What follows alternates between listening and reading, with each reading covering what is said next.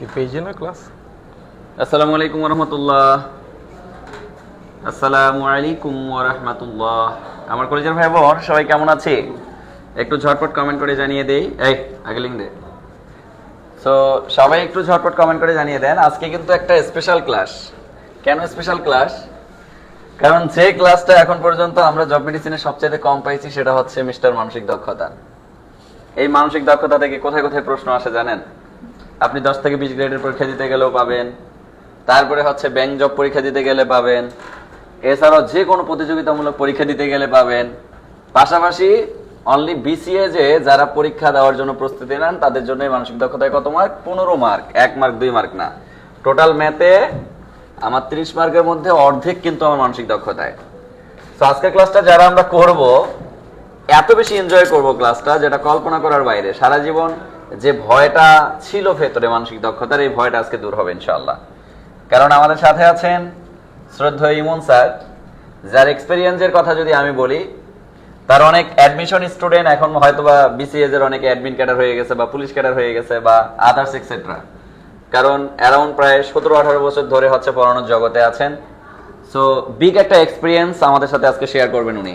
অর্থাৎ মানসিক দক্ষতার সাধারণ ক্লাস হবে না, আজকে একটা অসাধারণ ক্লাস হবে। কেন অসাধারণ ক্লাস হবে? কারণ স্যার আজকে যে ম্যাথগুলো রাখা আছে, এই ম্যাথগুলো যদি কেউ ক্যালকুলেশন করে যায়, বিসিএস এর তো আমরা কোশ্চেনের প্যাটার্ন দেখছি, এই অনুসারে কি বলা যায় না যে সে 3টা মার্ক অনায়াসে কমন পাবে? অবশ্যই কমন পাবে, অবশ্যই। আজকে আমাদের যে টপিক দেওয়া আছে এই টপিক থেকে প্রতি বছর প্রশ্ন আসে। এইখান থেকে কোশ্চেন আসে না? এই সিরিয়াস থেকে তো এবারই কোশ্চেন আসছে একটা। এই 46 এর প্রিলিতে প্রশ্ন আসছে।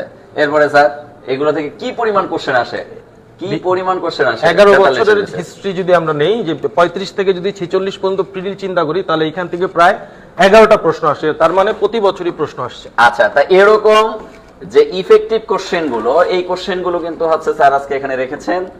সো আমরা হচ্ছে পুরো কোশ্চেন গুলোকে অ্যানালাইসিস করব এবং বোঝার চেষ্টা করব এবং সিগমেন্ট মেইনটেইন করে আমরা পুরো সিস্টেমটাকে অবজার্ভ করার চেষ্টা করব ইনশাআল্লাহ। কারণ আজকের ক্লাসটা পুরোটাই একটা ব্যতিক্রমী ক্লাস। সো এই ব্যতিক্রমী ক্লাসে সবাইকে আমি স্বাগতম জানানোর আগে যেটা বলবো যে সবাই একটু লাইভ ক্লাসটাকে আমরা শেয়ার করব। কলেজের ভাই বোন সবাই শেয়ার করব, সবাই সবাই সবাই শেয়ার করবো। আমি নিজেও শেয়ার করতেছি কলেজের ভাই বোন। আমি নিজেও মোবাইল বের করলাম। কেন বের করছি? ক্লাসটাকে শেয়ার করার জন্য। কারণ যেহেতু আজকে ক্লাসটা একটা ব্যতিক্রমী ক্লাস, সো এই জায়গা থেকে আমরা যেহেতু সবাই অনেক বেশি উপকৃত হব, সো আমি সবাইকে হাম্বল রিকোয়েস্ট করবো আজকে ক্লাসটা সবাই শেয়ার করি। কারণ স্যারকে আজকে যদি আপনারা সর্বোচ্চ রেসপন্স করেন, দেখা যাবে যে স্যার নিয়মিত কিন্তু আপনাদের মানসিক দক্ষতার পর্বগুলো এখানেই শেষ করাই দিয়ে আপনাদের 15 মার্ক অর্জন করার দক্ষতা কিন্তু স্যার এখানে দিয়ে দিবেন ইনশাআল্লাহ। কথা কি বুঝতে পারছি কলেজের ভাই বোন? সো সবাইকে আমি রিকোয়েস্ট করব যে সবাই সবাই সবাই শেয়ার করি। শেয়ার করে কমেন্টে ডান লিখি কলেজের ভাই বোন, ও কলেজের ভাই, কলেজের বোন একটু শেয়ার করেন সবাই। শেয়ার করে আমরা কমেন্টে ডান লিখবো ইনশাআল্লাহ। এই যে আমি নিজেও শেয়ার করতেছি। সো সবাই যার যার টাইম লাইনে শেয়ার করব এবং যার বন্ধু বান্ধব শুভাকাঙ্ক্ষী যারা বিসিএস প্রস্তুতি নিবে বা ব্যাংক জব পরীক্ষা দিবে বা আদার্স অন্যান্য জব পরীক্ষা দিবে, তাদের সবাইকে আমরা মেনশন করব যেন সবাই মিলে ক্লাসটাকে এনজয় করে এবং সবাই মিলে ক্লাসটাকে যেন আমরা এনজয় করতে পারি কলেজের ভাই বোন। কারণ আজকে ক্লাসটা খুবই ইফেক্টিভ হবে, খুবই ইফেক্টিভ একটা ক্লাস হবে, তাই না স্যার? জি। তো ক্লাস শুরু করলেই আমরা বুঝতে পারবো। হ্যাঁ, ক্লাস শুরু করলেই আমরা বুঝতে পারবো এবং আমরা হচ্ছে ক্লাসে যে মজা, মানে মেন্টাল এবিলিটি মানেই যে মজা। স্যার এই মেন্টাল এবিলিটি মানে মজা কেন বলছে এটা তো বোঝাই যায়। কারণ মেন্টাল এবিলিটির যে ভেতরের রসগুলো এগুলো কিন্তু মজার। কেমনে বের করব, আসলে টেকনিক্যালি কিছু জিনিস আমাদের শিখতে হবে, শর্টকাট শিখতে হবে, ওই জায়গাটাইতেই মজা। হ্যাঁ, ওই জায়গাটাতেই মজা। কিছু জিনিস আছে যেগুলো আমরা ছোটবেলাতেই পড়ে আসছি, এগুলো আরেকবার রিভাইজ দেওয়া। হ্যাঁ, তো আমরা ক্লাস শুরু করলেই বুঝতে পারবো। হ্যাঁ, ক্লাসটা আমরা শুরু করার আগে সবাইকে আমি রিকোয়েস্ট করব যে সবাই শেয়ার করে কমেন্টে ডান লিখবো। দেখি কারা কারা শেয়ার করতেছেন। হামিম ভাই শেয়ার করেছেন, মাশাআল্লাহ। সবাই একটু বন্ধু বান্ধব শুভাকাঙ্ক্ষীদের মেনশন করব আর শেয়ার করব পাশাপাশি। হামিম ভাই শেয়ার করেছেন, শেয়ার করবেন সবাই। জান্নাতুল ইসলাম আপু অনেক অনেক অনেক অনেক অনেক কি অনেক অনেক ডান ডান ডান, মানে শেয়ার করেছেন অনেকবার। মাশাআল্লাহ, সবাই শেয়ার করি এভাবে, সবাই সবাই সবাই শেয়ার করব। সবাই শেয়ার করে আমরা কমেন্টে ডান লিখবো ইনশাআল্লাহ। স্যার অ্যানাউন্সমেন্ট একটু আগে করছি তো, আস্তে আস্তে সবাই চলে আসবে ইনশাআল্লাহ। তারপরেও হচ্ছে মোটামুটি আমরা সবাই একটু আসুক, এরপরে আমরা শুরুটা করি। হ্যাঁ, অনেকেই যে শেয়ার করতেছে, ডান লিখতেছেন। আমরা একটু দ্রুত শেয়ার করে ফেলি। লিটন মিয়া ভাইয়া শেয়ার করেছেন, আমি দেখতে পাচ্ছি। কলিজার ভাই ও বোন যারা ইতোমধ্যে শেয়ার করেছেন তাদেরকে অসংখ্য ধন্যবাদ। নার্গিস আপু শেয়ার করেছেন, শরীফুল ইসলাম ভাই শেয়ার করেছেন, মোহাম্মদ আলফাস আহমেদ ভাই শেয়ার করেছেন, মারিয়া মারজানা আপু শেয়ার করেছেন, মাশাআল্লাহ। বেলাল হোসেন ভাই শেয়ার করেছেন, মোস্তাফিজ ভাই শেয়ার করেছেন। স্যার বিসিএস এ অ্যাডমিট হতে চাই, আগে ক্লাসটা করেন। বিসিএস এ অ্যাডমিট হওয়ার জন্য আমাদের যে হটলাইন নাম্বার জব মেডিসিনের কভারে দেওয়া আছে, হটলাইন নাম্বারে কল করলেই হবে, অথবা যারা নিবন্ধন কোর্সের লিখিত কোর্সে ভর্তি হতে চান শুধু আমাদের হটলাইন নাম্বারে কল করেন। এখন হটলাইন নাম্বার মোটামুটি কিছুটা ফ্রি আছে, অনেকে কল দিয়ে নাকি পান না, কল করেন, তাইলে কল করলেই পেয়ে যাবেন ইনশাআল্লাহ। আর আজকের ক্লাসটা খুবই ইফেক্টিভ, সো আমি সবাইকে রিকোয়েস্ট করব সবাই যাতে আমরা শেয়ার করি। সবাই শেয়ার করছে স্যার, দেখছেন এই যে মোস্তাফিজ ভাই শেয়ার করেছেন, তারপরে হচ্ছে অনেকগুলো ডান লেখা দেখতে পাচ্ছি। ইব্রাহিম হাওলাদার ভাই 3টা শেয়ার করেছেন, মাশাআল্লাহ। ইশরাত জাহান আশা আপু সালাম দিয়েছেন, হ্যাঁ মুন্নি আপু শেয়ার করেছেন, মাশাআল্লাহ। সবাই শেয়ার করেন, সবাই সবাই সবাই। সাদিয়া জান্নাত আপু কিন্তু শেয়ার করেছেন, মাশাআল্লাহ। কমেন্ট করছে কেমন আছেন প্রিয় স্যার। শুনেন আমি একটা কথা বলি, ভালো আছি। এই যে আজকে স্যারকে দেখতে পাচ্ছেন, স্যার কিন্তু এখানে ক্লাস দিচ্ছেন আমার রিকোয়েস্টে। কেন জানেন? কারণ এত বিগ এক্সপেরিয়েন্স সম্পূর্ণ টিচারদের ক্লাস পাওয়া এটা আসলে চারটিখানি কথা না। এগুলো আসলে কি বলবো, গর্তের মধ্যে ছিল, গর্ত থেকে আমি নিয়ে আসতেছি। কেন নিয়ে আসতেছি? কারণ আপনাদেরকে আমি একটা ভালো সার্ভিস প্রোভাইড করতে চাই, এই জায়গা থেকে নিয়ে আসতেছি। কলেজের ভাই বোন আজকে যারা ক্লাসটা করবেন, পুরো ক্লাসটাকে এত বেশি এনজয় করবেন যে কল্পনা করার বাইরে। সারা জীবন আপনি যে মেথডগুলো ফলো করছেন, এসব এই ভক্কচক্কর মেথড থেকে আপনাকে বের হয়ে আসতে হবে, আপনাকে একটা রিয়েল মেথড শিখতে হবে, এবং মজায় মজায় কিভাবে মেন্টাল অ্যাবিলিটি শেখা যায় সেটার একটা নিনজা টেকনিক ফলো করতে হবে। তো আজকের ক্লাস যারা করবেন তারা এই অনুভূতিটা মনের ভেতরে অনুভব করতে পারবেন ইনশাআল্লাহ। কথা কি বুঝাইতে পারছি কলেজের ভাই বোন? আচ্ছা স্যার, আমরা বেশি সময় নিব না, যেহেতু মানসিক দক্ষতা আর অনেক স্টুডেন্টেরই হয়তো বা অনেকে ভাবতেছে দরকার নাই, কিন্তু পরে যখন মাইন্ডকে চেপে পড়বে তখন বলবে যে হায় হায় অবশ্যই দরকার আছে। 15 সবারই মার্ক দরকার, সবারই দরকার। এবং ক্লাস যারা করবে, মানে মানসিক দক্ষতার সাবজেক্টটি এরকম যে ইজিলি 10 থেকে 13 মার্ক তুলে নেওয়া যায়। আর যারা ভালোভাবে ক্লাসগুলো করে এবং বাসায় প্র্যাকটিস করে টপিক ধরে ধরে 15 তে 15 তোলা সম্ভব। এক্স্যাক্টলি, এখানে 15 তে 15 পাওয়া কোনো ব্যাপারই না। তাহলে স্যার আমরা আর কথা না বাড়ায় ক্লাসটা শুরু করে দেই নাকি? ওকে, তাহলে আমরা ক্লাসটা শুরু করে দিলাম। আর আপনারা যারা এখনো শেয়ার করেন নাই শেয়ার করে দেন ইনশাআল্লাহ। ওকে,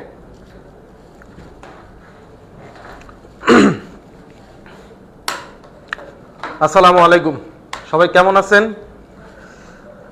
অনেকেই কমেন্টে সালাম দিয়েছেন, সবাইকে একসাথে ওয়ালাইকুম আসসালাম। আচ্ছা, আমরা দ্রুত ক্লাসটা শেয়ার করে ফেলি।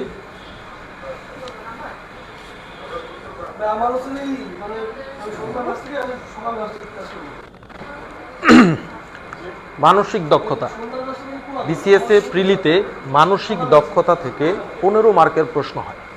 মানসিক দক্ষতা এই সাবজেক্ট থেকে 15 মার্কের প্রশ্ন হয়। মানসিক দক্ষতাকে 6টা ভাগে ভাগ করা হয়েছে। 1 নাম্বার ভাষাগত যৌক্তিক বিচার, 2 নাম্বার সমস্যা সমাধান, 3 নাম্বার স্থানাঙ্ক সম্পর্ক, 4 নাম্বার বানান ও ভাষা, 5 নাম্বার সংখ্যাগত ক্ষমতা, 6 নাম্বার যান্ত্রিক দক্ষতা। এই 6টা ভাগে মানসিক দক্ষতার সিলেবাসটাকে ভাগ করা হয়েছে প্রিলিতে। এবং প্রিলিতে কত মার্কের প্রশ্ন আসে? প্রিলিতে 15 মার্কের প্রশ্ন আসে। আচ্ছা, এই যে 6টা ভাগ করা হয়েছে, এই 6টা ভাগের প্রত্যেকটার মধ্যে 5 থেকে 6টা করে টপিক থাকে। 5 থেকে 6টা করে টপিক থাকে। সাউন্ড ক্লিয়ার না? আচ্ছা, একটু এখন কমেন্ট করে জানাই সাউন্ড ক্লিয়ার কিনা। সাউন্ড ক্লিয়ার কিনা একটু দ্রুত কমেন্ট করে জানাবো। মহিমুল স্যার, সাউন্ড ক্লিয়ার না? সাউন্ড ঠিক আছে স্যার, সাউন্ড ঠিক আছে। আচ্ছা, সাউন্ড ক্লিয়ার আছে এখন? এখন ঠিক আছে, সাউন্ড ঠিক আছে। আচ্ছা, আমরা যেটা বলতেছিলাম যে মানসিক দক্ষতা প্রিলিতে 15 মার্কের প্রশ্ন আসে, এবং এই 15 মার্কের প্রশ্ন মানসিক দক্ষতাকে 6টা ভাগে ভাগ করা হয়েছে, এবং প্রত্যেকটা ভাগে 5 থেকে 6টা করে টপিক থাকে। আচ্ছা, কঠিন কোনো সাবজেক্ট না। যারা রেগুলার ক্লাস করবে এবং টপিক ধরে ধরে বাসায় প্র্যাকটিস করবে, 15তে 15 তোলা সম্ভব। আবারও বলতেছি, 15তে 15 তোলা সম্ভব। অ্যাটলিস্ট 10 থেকে 13 ইজিলি চলে আসে। 10 থেকে নিয়ে 13 মার্ক মানসিক দক্ষতাতে ইজিলি চলে আসে, তবে 15তে 15 তোলাও সম্ভব। ওকে, আমরা আজকের ক্লাসে কয়েকটা টপিকের প্রশ্ন যেগুলো বারবার পরীক্ষায় আসে, প্রিলিতে বারবার আসে, এই টপিকের প্রশ্নগুলো সলভ করব।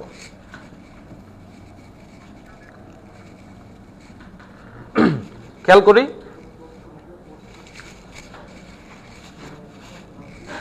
এক নাম্বার কোশ্চেন,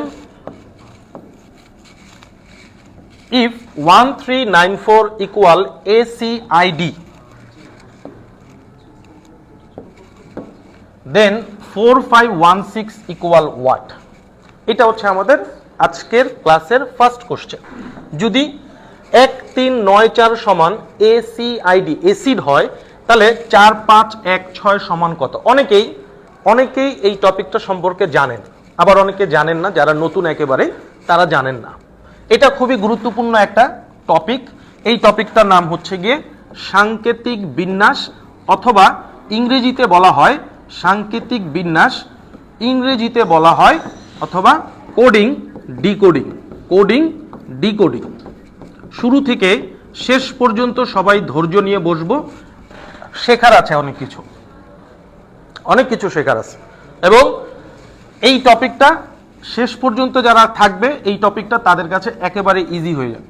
সাংকেতিক বিন্যাস অথবা কোডিং ডিকোডিং। আচ্ছা, অনেকে ইতিমধ্যে অ্যান্সার করে ফেলছে। একের অ্যান্সার দিয়েছে হচ্ছে গিয়ে ঘ, DEAF। আচ্ছা, আমি আগেও বলেছি যে অনেকেই কোশ্চেন দেখে অ্যান্সার করতে পারবেন, অনেকেই জানেন যে এটা কোন টপিকের কোশ্চেন, আর যারা নতুন তারা আজকে শিখে নেবেন। আচ্ছা, তবে এই প্রশ্ন সলিউশনের আমরা একটু শর্টকাট শিখবো আজকে। হ্যাঁ, মজার কিছু জিনিস শিখবো। 1394 ইকুয়াল এসিড কিভাবে হলো? সাংকেতিক বিন্যাস, সাংকেতিক বিন্যাসটা কি, বা কোডিং ডিকোডিং এটা কি, তাই না? কোডিং ডিকোডিংটা কি? কোন একটা শব্দ, অক্ষর বা অক্ষরগুচ্ছ, এটাকে অন্য একটি শব্দ, অক্ষর বা অক্ষরগুচ্ছ দ্বারা ভিন্ন অর্থ বা পরিবর্তন করে নেওয়াটাই হচ্ছে কি কোডিং ডিকোডিং। ওকে, বা সাংকেতিক বিন্যাস। হ্যাঁ, যেমন এখানে আমাদেরকে বলতেছে 1394 ইকুয়াল এসিড। 1394 ইকুয়াল এসিড কিভাবে হয়? কোড হচ্ছে গিয়ে 1394, এটা সমান এসিড, তাহলে 4516 ইকুয়াল কি হবে? এই টপিকটা সলিউশনের জন্য আমাদেরকে সাংকেতিক বিন্যাস সলিউশনের নিয়ম জানতে হবে। হ্যাঁ, আমরা নিয়মটা জানবো, ঠিক আছে? খেয়াল করি,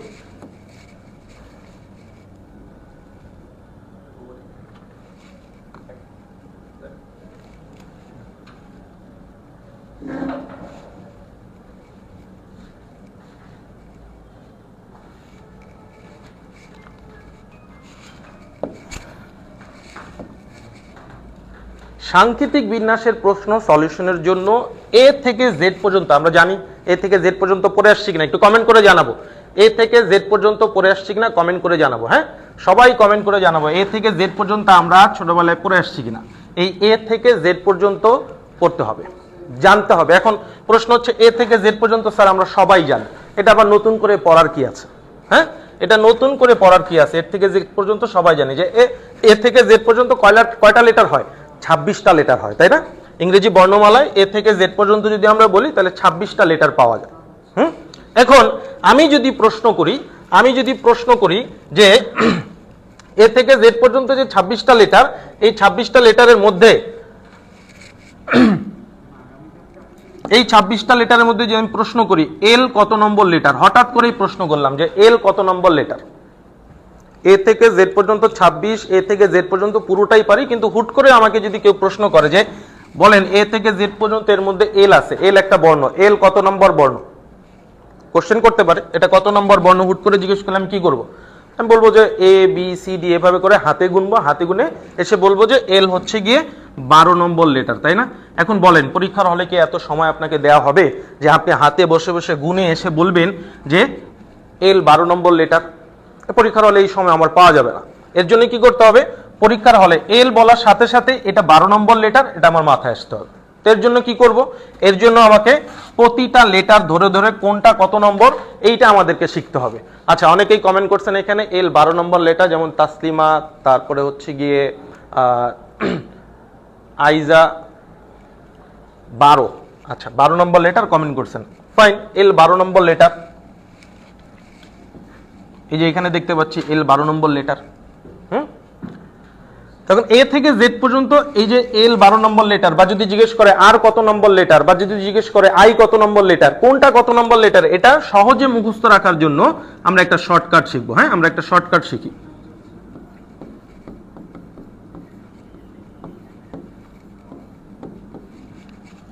এখানে আমি লিখছি সিফিলোরাক্স। খেয়াল করেন, এ থেকে জেড পর্যন্ত ইজিলি মনে রাখতে পারবেন, মুখস্থ হয়ে যাবে, আজকে মুখস্থ হয়ে যাবে, ক্লাসে মুখস্থ হয়ে যাবে।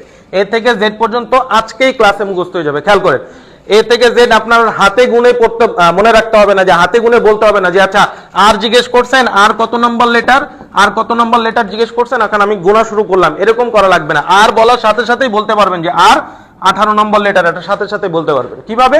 খেয়াল করেন, সিফিলোরাক্স, এখানে আমরা একটা শব্দ লিখছি, তাই না? খেয়াল করি, সি, প্রথম যে বর্ণটা আমরা নিয়েছি সেটা হচ্ছে সি। সি কোথায় পাইছি? প্রথম দুইটা বর্ণ বাদ দিয়ে 3 নম্বর যে বর্ণ সেটা হচ্ছে কি সি। ইংরেজি আচ্ছা স্যার দেখে দেখে বলেছি, আচ্ছা সমস্যা নাই, এখানে লেখা আছে। হ্যাঁ, লেখা আছে, এর জন্য দেখে দেখে বলা যেতে পারে, কিন্তু আমরা মানে আমাদের আজকের পর থেকে আর দেখে দেখো বলা লাগবে না, বলার সাথে সাথেই হ্যাঁ কোশ্চেন করার সাথে সাথে আমরা বলতে পারবো কোনটা কত নম্বর লেটার। তো আমরা এখানে একটা শব্দ নিয়েছি, কি সেটা? সিফিলোরাক্স। এই শব্দটা কোত্থেকে পাইছি আমরা? এই যে ইংরেজি বর্ণমালার প্রতি দুইটা বর্ণ বাদ দিয়ে 3 নম্বর বর্ণটাকে আমরা কাউন্ট করতেছি। যেমন সি, সি 3 নম্বর লেটার, এরপর আমরা নিছি এফ, আবার ডি ই বাদ দিয়ে এফ নেওয়া হচ্ছে, তাহলে এফ 6 নম্বর লেটার, আই 9 নম্বর লেটার, এল হচ্ছে গিয়ে 12 নম্বর লেটার, আই হচ্ছে ও হচ্ছে গিয়ে 15 নম্বর লেটার, তারপরে আর হচ্ছে আমাদের 18 নম্বর লেটার, ইউ হচ্ছে 21 নম্বর, আর এক্স হচ্ছে গিয়ে আমাদের 24 নম্বর লেটার। এটাকে আমরা 3-এর গুণিতকও বলতে পারি, তাই না? বা 3-এর নামটাও বলতে পারি, 3, 6, 9, 12, 15, 18, 21, 24। প্রতি দুইটা লেটার বাদ দিয়ে 3 নম্বর লেটারকে নেওয়া হয়েছে। এখন কেউ যদি আমাকে জিজ্ঞেস করে যে এম কত নম্বর লেটার বলেন তো, এম কত নম্বর লেটার, যে এই শব্দটা মুখস্থ রাখতে পারবে, সিফিলোরাক্স, এটা কোনটা কত নম্বর বর্ণ বা অক্ষর, এটা যদি কেউ মুখস্থ রাখতে পারে, তাহলে তার কাছে এম কত নম্বর লেটার হাতে না গুনে বলা পসিবল। কিভাবে? খেয়াল করি, এম জিজ্ঞেস করা হলো, এম কত নম্বর লেটার, তাই না? এম কত নম্বর লেটার, এটা আমি কিভাবে বলবো? খেয়াল করি, সিফিলোরাক্সের কাছে চলে যায়, এই শব্দটা মুখস্থ রাখতে হবে। সিফিলোরাক্স, সিফিলোরাক্সে এল আছে, এল কত নম্বর লেটার? এল হচ্ছে 12 নম্বর লেটার। এল কত? সিফিলোরাক্সে এল হচ্ছে 12 নম্বর লেটার, আর এল এর ঠিক পরবর্তী লেটার হচ্ছে এম, তাহলে এম হয়ে যাবে কি 13 নম্বর লেটার, তাই না? আবার যদি কেউ জিজ্ঞেস করে এস কত নম্বর লেটার, এস যদি জিজ্ঞেস করলো এস কত নম্বর লেটার, তাহলে আমি কি করব? চলে যাব সিফিলোরাক্সের কাছে। সিফিলোরাক্সে আমরা খেয়াল করি, সিফিলোরাক্স আর আছে, আর আর কত নম্বর লেটার? আর হচ্ছে 18 নম্বর লেটার, তাহলে এস হয়ে যাবে কত? 19 নম্বর লেটার। সবাই ক্লিয়ার কিনা, বুঝতে পারছেন কিনা দ্রুত কমেন্ট করে জানান। সবাই ক্লিয়ার কিনা দ্রুত কমেন্ট করে জানান। যদি আবার আমাদেরকে জিজ্ঞেস করা হয় যে এইচ কত নম্বর লেটার, এইচ, এইচ কত নম্বর লেটার, তাহলে সিফিলোরাক্সের কাছে চলে যাই, আই হচ্ছে গিয়ে আমাদের 9 নম্বর লেটার, আয়ের পূর্ববর্তী যে বর্ণ বা অক্ষর সেটা হচ্ছে গিয়ে এইচ, তাহলে এইচ হয়ে যাবে আমাদের কত? এইচ হয়ে যাবে আমাদের 8 নম্বর লেটার। সবাই ক্লিয়ার কিনা দ্রুত কমেন্ট করে জানাই, সহজ লাগতেছে কিনা। এটা এখন এ থেকে জেড পর্যন্ত 26টা লেটার এইভাবে করে মুখস্থ রাখা যাবে কিনা? এ থেকে জেড পর্যন্ত এই 26টা লেটার কোনটা কত নম্বর লেটার, এটা মুখস্থ রাখা যাবে কিনা দ্রুত কমেন্ট করে জানাবো। আচ্ছা, জান্নাত কমেন্ট করছে জি আলহামদুলিল্লাহ, ফয়সাল কমেন্ট করেছে অনেক ইজি, আচ্ছা শিমু কমেন্ট করেছে হচ্ছে 8, আসলাম কমেন্ট করেছে ক্লিয়ার স্যার। তাহলে আমরা সব সময় মনে রাখবো কি, এ থেকে জেড পর্যন্ত এটা সহজে মুখস্থ রাখার জন্য, কোনটা কত নম্বর লেটার সহজে মুখস্থ রাখার জন্য সিফিলোরাক্স, সিফিলোরাক্সটাকে আমরা মুখস্থ রাখবো। সিফিলোরাক্স মুখস্থ রাখলেই ইজিলি বলতে পারবো, আমাদের আর গুনে গুনে দেখতে হবে না, তাই না? আচ্ছা,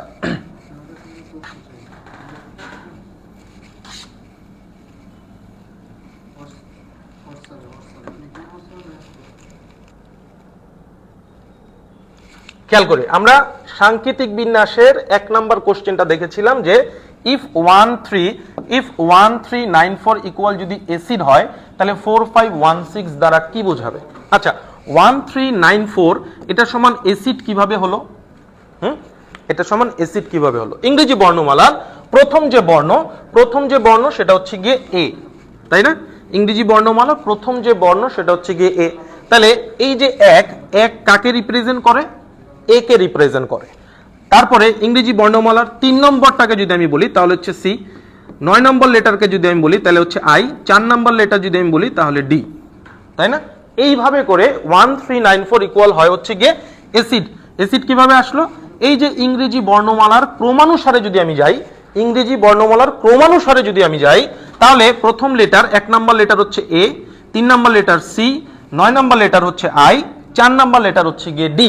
তাহলে একইভাবে আমার কাছে প্রশ্ন করা হচ্ছে 4516 এইটা সমান কত আসবে? তাহলে ক্রমানুসারে যদি আমি চিন্তা করি তাহলে 4 হচ্ছে গিয়ে ইংরেজি বর্ণমালার 4 নম্বর যে লেটার সেটা হচ্ছে গিয়ে ডি, 5 নম্বর হচ্ছে গিয়ে ই, 1 নম্বর হচ্ছে গিয়ে এ, 6 নম্বর হচ্ছে গিয়ে কি এফ। তাহলে ডি ই এ এফ, আমরা যারা ডি ই এ এফ বা অপশন ঘ বা ডি নাম্বার অপশন যারা কমেন্ট করেছি তাদের অ্যান্সারটা কারেক্ট। তো সাংকেতিক বিন্যাসের ক্ষেত্রে এই প্রশ্ন এরকমই প্রশ্ন যে আসবে তা কিন্তু নয়, 4টা ভাগ আছে। সাংকেতিক বিন্যাসের প্রশ্ন যদি সলিউশন করতে যাই তাহলে 4টা ভাগ আছে। 1 নাম্বার, বর্ণ ক্রমানুসারে প্রশ্ন আসতে পারে। যদি আমি বলি তাহলে এই প্রশ্নটা হচ্ছে গিয়ে বর্ণ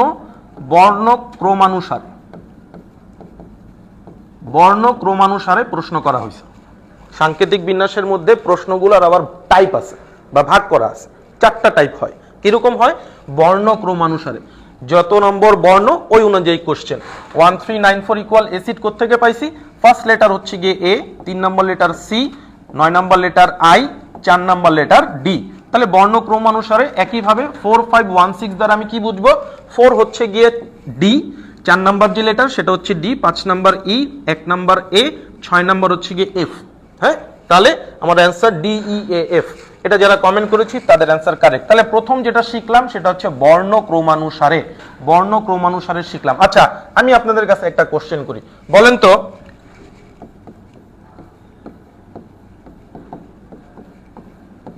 আই লাভ ইউ এটার কোড কি বলেন?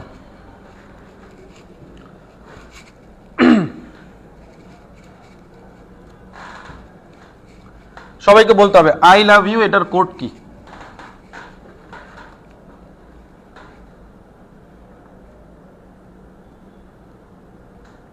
সাংকেতিক বিন্যাসের ব্যবহার এটা আমরা নিজেরাও কিন্তু করে থাকি। হ্যাঁ, আচ্ছা, ইব্রাহিম কমেন্ট করছে 143। আচ্ছা, আই লাভ ইউ এর কোড ইব্রাহিম কমেন্ট করছে হচ্ছে গিয়ে 143। ফাইন। সাংকেতিক বিন্যাসের ব্যবহার কোথায় হয়? বেসিক্যালি সাংকেতিক বিন্যাসের যে ব্যবহার বা কোডিং ডিকোডিং এর যে ব্যবহার সেটা হচ্ছে গিয়ে আমাদের যে ডিফেন্সের যেই ফোর্সগুলো থাকে সেখানে বেশি হয়। এছাড়া আমরাও করে থাকি। যেমন প্রশ্ন করলাম যে আই লাভ ইউ এর কোড কি, অনেকে বলতেছে যে এখানে 143 হবে। আচ্ছা, 143 কিভাবে হবে? আই হচ্ছে গিয়ে একটা বর্ণ বা লেটার, তাই 1 বলা হচ্ছে। লাভ হচ্ছে গিয়ে কত? এখানে 4টা লেটার আছে তাই 4 বলা হচ্ছে। ইউ এর মধ্যে 3টা লেটার আছে তাই বলা হচ্ছে 143। আচ্ছা, তাহলে এইখানে আমরা আবার যেটা দেখলাম যে কয়টা বর্ণ দেওয়া আছে ওই অনুযায়ী আমরা এটাকে কোড বলতেছি, তাই না? আচ্ছা, খেয়াল করি, আমরা একটা টাইপ শিখছি যে বর্ণ ক্রমানুসারে প্রশ্ন হয়ে থাকে। আচ্ছা, এরপরে আমরা 1 নম্বর কোশ্চেন সবাই ক্লিয়ার কিনা একটু দ্রুত কমেন্ট করে জানে। 143 অনেকেই কমেন্ট করছে। আচ্ছা, তাহলে 143 যারা কমেন্ট করছে তারা মোটামুটি গোপনে এইসব মানে আই লাভ ইউ লিখে মেসেজ করে অভ্যস্ত। হ্যাঁ, আই লাভ ইউ না লিখে 143 লিখে অভ্যস্ত নাকি? আচ্ছা, নিসার উদ্দিন কমেন্ট করছে ফার্স্ট জানলাম। আচ্ছা আচ্ছা, ওকে ফাইন। 1 নাম্বার কোশ্চেন সবাই ক্লিয়ার। তাহলে আমরা 2 নাম্বার কোশ্চেনে চলে যাই।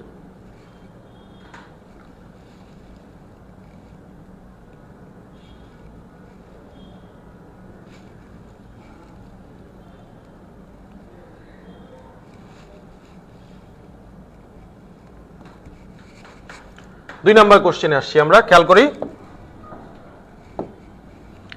এখানে প্রশ্নে বলা হচ্ছে 165135 যদি PEACE পিচ হয়, তবে 1215225 হবে। এটা দ্বারা কি বোঝাচ্ছে? আচ্ছা, 1651135 এটা সমান বলা হচ্ছে PEACE, তবে 1215225 এটা সমান কি আসবে? আচ্ছা, অনেকে এখানে কমেন্ট করছে যে আচ্ছা লাভ, তাহলে বি নাম্বার অপশন কমেন্ট করেছি আমরা অনেক, লাভ। আচ্ছা, তাহলে খেয়াল করি এইটা তাহলে আমাদের কিভাবে আসছে। সাংকেতিক বিন্যাসের 4টা ভাগের কথা বলছি। প্রথম ভাগটা আমরা একটু আগেই শিখে আসছি যে বর্ণক্রমানুসার। হ্যাঁ, তাহলে 165135 কিভাবে পিচ হয়? বর্ণমালার ক্রমানুসারে যদি আমি চিন্তা করি, বর্ণমালার ক্রমানুসারে যদি আমি চিন্তা করি তাহলে পি কত নম্বর লেটার? বর্ণমালার ক্রমানুসারে যদি আমি চিন্তা করি তাহলে পি কত নম্বর লেটার খেয়াল করি। সিফিলোরাক্সে যদি আমি চলে যাই, সিফিলোরাক্সে আমরা দেখে আসছি ও, ও ছিল আমাদের 15 নম্বর লেটার।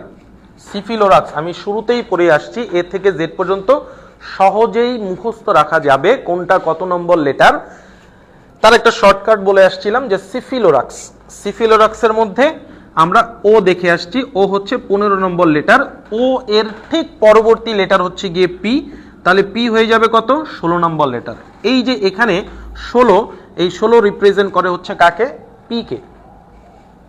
আবার বর্ণমালার ক্রম অনুসারে 5 নম্বর যে লেটার সেটা হচ্ছে গিয়ে ই, 1 নম্বর যে লেটার সেটা হচ্ছে গিয়ে এ, 3 নম্বর লেটারটা হচ্ছে গিয়ে সি, 5 নম্বর লেটারটা হচ্ছে গিয়ে ই। তাহলে এইভাবে বর্ণমালার ক্রমানুসারে 16 এর মানে হচ্ছে কাকে রিপ্রেজেন্ট করে? P K.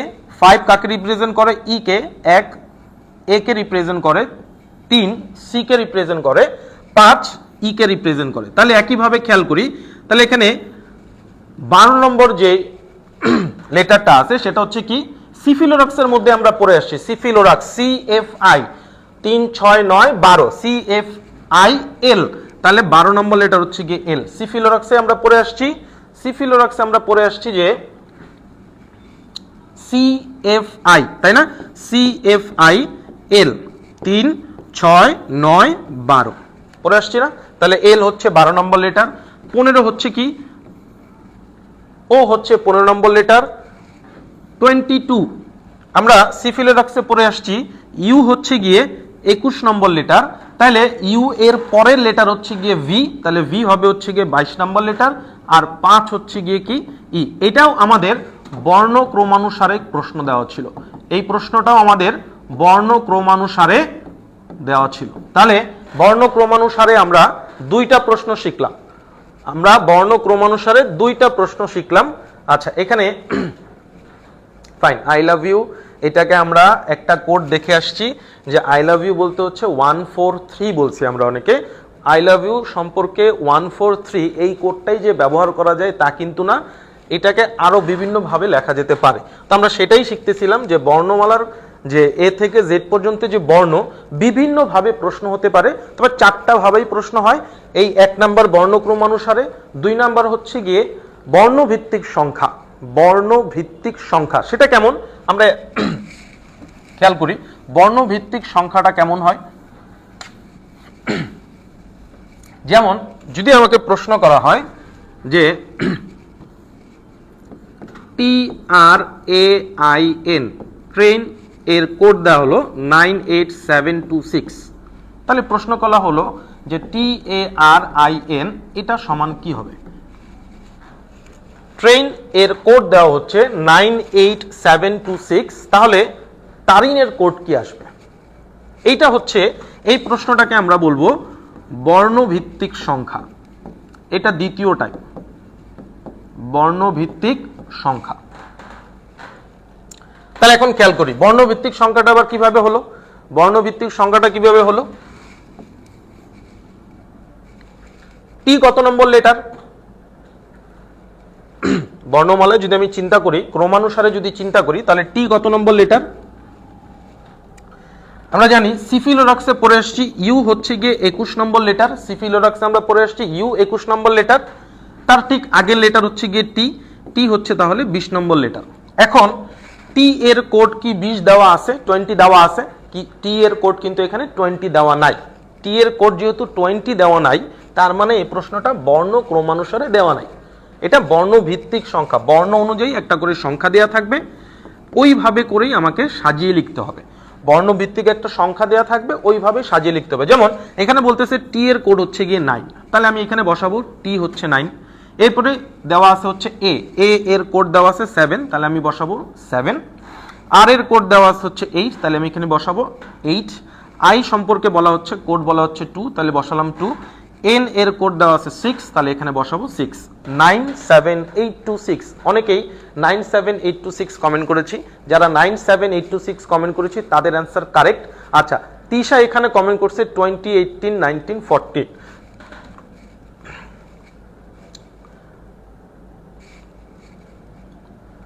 না, এইখানে বর্ণমালার ক্রমানুসারে প্রশ্ন করা হয় নাই, আমরা টাইপের কথা বলতেছিলাম যে সাংকেতিক বিন্যাসে 4টা টাইপের প্রশ্ন হয়। একটা হচ্ছে গিয়ে বর্ণমালার ক্রমানুসারে, যেটা একটু আগে আমরা করে আসলাম, এই কোশ্চেনটাও ছিল বর্ণমালার ক্রমানুসারে। আগের কোশ্চেনটা 1 নাম্বার কোশ্চেনটাও ছিল বর্ণমালার ক্রমানুসারে। এবার নতুন যে আমি একটা প্রশ্ন এখানে লিখে দিছি, এটা হচ্ছে বর্ণভিত্তিক সংখ্যা, দ্বিতীয় টাইপের প্রশ্ন। তো বর্ণভিত্তিক সংখ্যা কেমন দেয়া থাকবে? দেয়া থাকবে হচ্ছে প্রতিটা বর্ণের একটা করে সংখ্যা দেয়া থাকবে, প্রতিটা বর্ণের একটা করে সংখ্যা দেয়া থাকবে। এটার ওই যে 1 number letter A, 2 number letter be, এইভাবে দেয়া থাকবে না। সবাই ক্লিয়ার কিনা একটু দ্রুত কমেন্ট করে জানাবো। বর্ণভিত্তিক সংখ্যা যে টাইপ, এটা সবাই ক্লিয়ার কিনা একটু দ্রুত কমেন্ট করে জানাবো। এই টাইপটা সবাই ক্লিয়ার কিনা একটু দ্রুত কমেন্ট করে জানাই।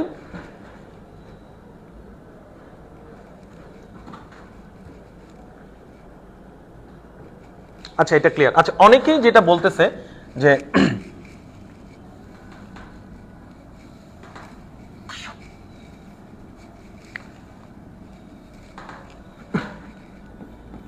যেমন এই যে এখানে তারিন, এটাকে আরো কিভাবে লেখা যায়?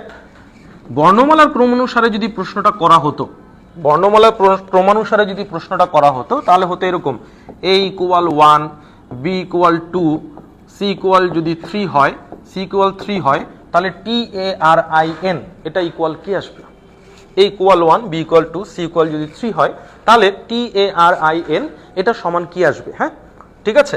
তাহলে এইখান থেকে আমি বুঝতে পারতেছি a ইকুয়াল 1 মানে বর্ণমালার প্রথম সংখ্যা হচ্ছে গিয়ে a, তাহলে এটা বর্ণমালার ক্রমানুসারে প্রশ্নটা করা হচ্ছে। সেই ক্ষেত্রে তারিনের যে কোড আসবে সেটা হচ্ছে তারিন, টি মানে হচ্ছে গিয়ে কত? 20, এ মানে হচ্ছে 1, আর মানে হচ্ছে 18, আই মানে হচ্ছে 9, এন মানে হচ্ছে কি 14। তখন আমরা অ্যান্সারটা দিতাম হচ্ছে এইটা। ঠিক আছে, আমি আবারও বলতেছি, শুরু থেকে শেষ পর্যন্ত ক্লাসে উপস্থিত থাকতে হবে। আর প্রথমেই বলে আসছি যে মানসিক দক্ষতার 15 মার্কের যে প্রশ্ন হয়, 15তে 15 তোলা সম্ভব। অ্যাটলিস্ট হেলে দুলেও যদি কেউ পরীক্ষা দিয়ে আসে, 10 থেকে 13 কিন্তু তুলে ফেলা যায়। এর জন্য কি করতে হবে? এর জন্য যেটা করতে হবে যে রেগুলার একটা ক্লাস মেনটেন করতে হবে এবং সেই সাথে বাসায় টপিক ওয়াইজ ধরে ধরে পড়তে হবে। আমরা এখন যে টপিকটা করতেছি বা পড়তেছি, এই টপিক থেকে প্রচুর প্রশ্ন আসছে। শুরুতেই বলছি যে 35তম বিসিএস থেকে 46তম যে বিসিএস এর প্রিলি ছিল, এর মধ্যে 11টা প্রশ্ন চলে আসছে। 35 থেকে নিয়ে 46তম প্রিলি প্রশ্নের মধ্যে প্রতি বছরই বলা যায় যে সাংকেতিক বিন্যাস থেকে প্রশ্ন আসছে। তাই এটা খুবই গুরুত্বপূর্ণ টপিক। এই টপিকটা খুব সহজভাবে কিন্তু সলভ করা যায় যদি আমরা ওই যে শর্টকাটটা দিছি যে সিফিলোরাক্স, ওইটা যদি ভালোভাবে মুখস্থ রাখতে পারি, তাহলে আমাদের জন্য সহজ হয়ে যাবে। হ্যাঁ, আমরা পরবর্তী প্রশ্নে যাই।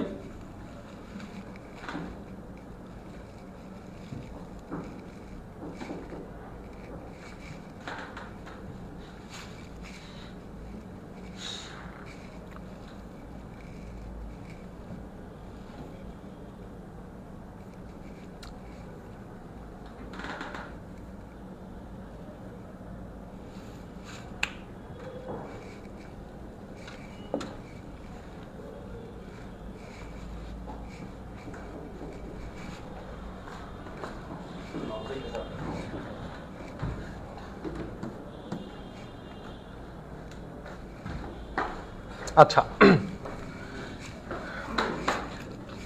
দুইটা টাইপ তাহলে আমরা দেখলাম। কি কি দেখলাম? দুইটা টাইপ আমরা কি কি দেখলাম সাংকেতিক বিন্যাসের? একটা হচ্ছে গিয়ে বর্ণমালার ক্রমানুসারে, আর একটা বর্ণভিত্তিক সংখ্যা। আচ্ছা, এখন যেটা আমরা দেখব 4 নম্বর যে প্রশ্ন এখানে আমরা দেখতে পাচ্ছি, 4 নম্বর প্রশ্নে এটা হচ্ছে গিয়ে বর্ণভিত্তিক।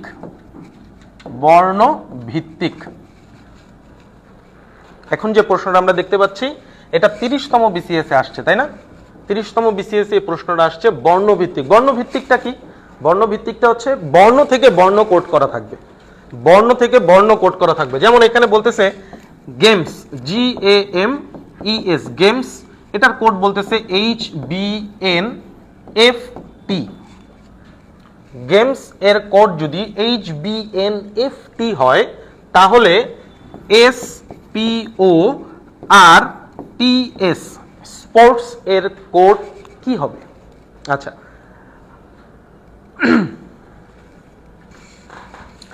এটা দেখি কে কমেন্ট করতে পারে, কেউ অ্যান্সার করতে পারে কিনা আমি দেখি। আচ্ছা, আকলিমা অ্যান্সার করছে TQPSUT। আচ্ছা, একজন অ্যান্সার করছে এখানে TQPSUT। আচ্ছা, বি নাম্বার অপশন অ্যান্সার করেছে আকলিমা। আচ্ছা, আমি 20 সেকেন্ড টাইম দিলাম, দেখি আর কেউ অ্যান্সার করতে পারে কিনা। এই টাইপটাকে বলা হয় বর্ণভিত্তিক, ঠিক আছে? আচ্ছা, জসিমউদ্দিন কমেন্ট করেছে হচ্ছে গিয়ে বি, তারপর হচ্ছে আইজা কমেন্ট করছে হচ্ছে বি।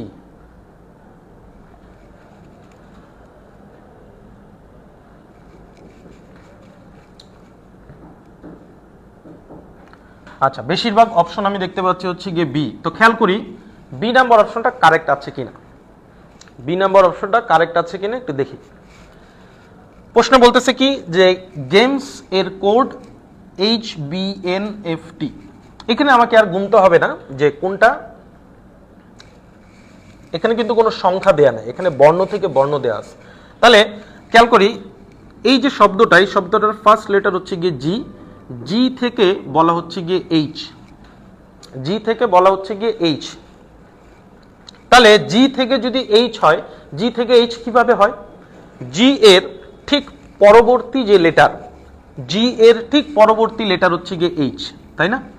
জি এর ঠিক পরবর্তী লেটার। এই ক্ষেত্রে এই বর্ণভিত্তিক যে প্রশ্ন, এই ক্ষেত্রে বর্ণমালার পরবর্তী বর্ণ থাকতে পারে, আবার পূর্ববর্তী বর্ণ দিয়েও কোড আসতে পারে। যেমন এখানে বলা হচ্ছে গিয়ে জি এর কোড বলা হচ্ছে গিয়ে এইচ, তার মানে পরবর্তী বর্ণ, পরবর্তী বর্ণ দিয়ে প্রশ্ন করা হচ্ছে। শুধু কি পরবর্তী বর্ণ দিয়ে আসবে?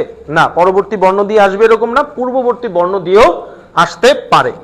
তাহলে জি এর কোড যেহেতু এইচ, তার মানে জি এর ঠিক পরবর্তী বর্ণ হচ্ছে গিয়ে এইচ। আবার কি ঠিক পরবর্তী বর্ণ দিয়ে আসবে? না, পরবর্তী একটি বর্ণ বাদ দিয়ে তার পরের বর্ণটি হতে পারে। হ্যাঁ, যেমন আমি যদি বলতাম জি এর কোড যদি বলতাম আই, তাহলে কি ভুল হতো? জি এর কোড যেমন এখানে বলা হচ্ছে এইচ, এখন আমি যদি বলি জি এর কোড হচ্ছে আই, তাহলে কি ভুল হতো? না, ভুল হতো না। জি থেকে একটা লেটার তারা বাদ দিচ্ছে, জি থেকে একটা লেটার, জি এইচ, জি এর পরবর্তী লেটার এইচ, এইচ বাদ দিয়ে আমি নিয়ে আসছি কি আই। তাহলে এই সিকোয়েন্সে আমি যখন সমাধান করতে যাব, আমাকে এই সিকোয়েন্সে সমাধান করতে হবে, যে আমি যেই শব্দটা সমাধান করব সেক্ষেত্রেও একটা একটা করে লেটার বাদ দিয়ে যেতে হবে, ঠিক আছে? তাহলে খেয়াল করি জি এর পরবর্তী লেটার এইচ, তাহলে এস এর পরবর্তী লেটার হচ্ছে গিয়ে টি, বসে পড়লো। এ এর ঠিক পরবর্তী লেটার বি, তাহলে এখানে আমরা পি এর পরবর্তী লেটার পি কি পাবো? কিউ পাবো। এম এর পরবর্তী লেটার এন, তাহলে ও এর পরবর্তী লেটার পি। ই এর পরবর্তী লেটার এফ, তাহলে আর এর পরবর্তী লেটার এস। এস এর পরবর্তী লেটার টি, টি এর পরবর্তী লেটার ইউ, এস এর পরবর্তী লেটার টি। তাহলে T Q P S U T, এটা হচ্ছে আমাদের অ্যান্সার। কোথায় আছে? এটা বি নাম্বার অপশনে দেওয়া আছে বা খ নাম্বার অপশনে দেওয়া আছে। যারা আমরা T Q P S U T answer করেছি তাদের অ্যান্সারটা কারেক্ট। তাহলে আমরা সাংকেতিক বিন্যাসের কিন্তু 3 ধরনের প্রশ্ন সলভ করে ফেলছি, 3 ধরনের প্রশ্ন সলভ করে ফেলছি। হ্যাঁ, তাহলে কি কি ধরন ছিল?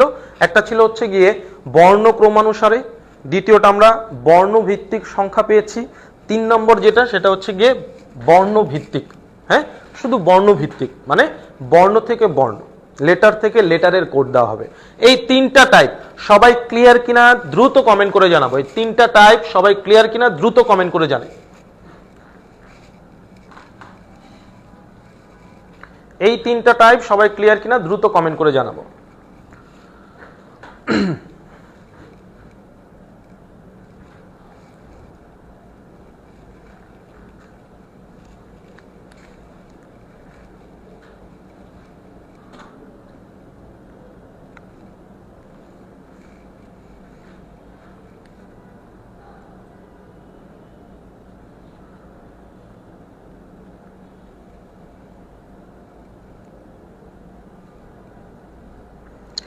তো টপিক কি খুব বেশি কঠিন?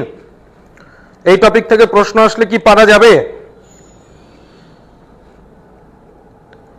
এই টপিক থেকে প্রশ্ন আসলে পারা যাবে কিনা দ্রুত কমেন্ট করে জানাই।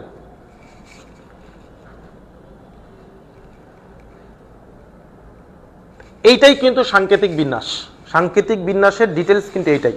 হ্যাঁ, আমাদেরকে কি করতে হবে, এ থেকে জেড পর্যন্ত সংক্ষেপে মুখস্থ করে নিতে হবে। মুখস্থ করার জন্য কি, এ থেকে জেড পর্যন্ত অনেক চিন্তা করবে, আচ্ছা এ থেকে জেড পর্যন্ত তো পড়তে পারি, কিন্তু কোনটা কত নম্বর লেটার এটা তো আমার মনে থাকে না। তাই আমরা শুরুতেই একটা সংক্ষিপ্ত শব্দ নিয়ে আসছিলাম, সিফিলোরাক্স। এটা যে ভালোভাবে মনে রাখতে পারবে সে এ থেকে জেড পর্যন্ত মনে রাখতে পারবে। হ্যাঁ, আচ্ছা, এর বাদে আরেকটা টাইপ থাকে হচ্ছে গিয়ে মিশ্র। এই মিশ্রর প্রশ্ন সলভ করতে গেলে আমাদেরকে মিশ্রর যে প্রশ্ন এইগুলো সলভ করতে গেলে আমাদেরকে আবার এ থেকে, যেমন আমরা জেড পর্যন্ত দেখলাম, আবার জেড থেকে এ পর্যন্ত আসে। এই বর্ণমালাগুলো আবার পরিপূরক বা রিভার্স বলা হয়ে থাকে, রিভার্স বলা হয়ে থাকে। হ্যাঁ, এরকম আরেকটা টাইপের প্রশ্ন থাকে। ঠিক আছে, তো আজকে সাংকেতিক বিন্যাস থেকে এই 3টা প্রশ্ন ছিল। তো এই 3টা প্রশ্ন সবাই ক্লিয়ার। আমরা এই মিশ্র টাইপটা বা এই যে বর্ণমালার যে রিভার্সের যে টাইপটা থাকে, এই টাইপটা আমরা আবার পরবর্তী একটা ক্লাসে শিখবো। হ্যাঁ, তাহলে সাংকেতিক বিন্যাস সবাই ক্লিয়ার? আরেকবার একটু কমেন্ট করে জানাই, আরেকবার একটু কমেন্ট করে জানাবো যে সাংকেতিক বিন্যাস সবাই ক্লিয়ার কিনা।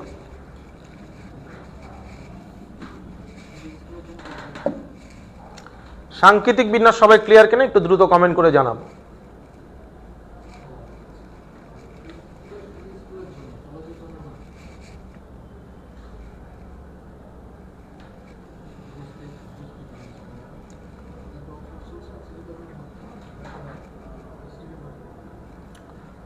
আচ্ছা, Nila Jahan clear, Raisa clear, Dipika clear. এবার আমরা চলে আসি নতুন আরেকটা টপিক। এটাও খুব গুরুত্বপূর্ণ টপিক। আবার এই টপিকে ভুল হলে, এই টপিক যদি কেউ ভুল করে তাহলে যেটা হয়, তাহলে একটা বড় সমস্যা তৈরি হয়ে যায়।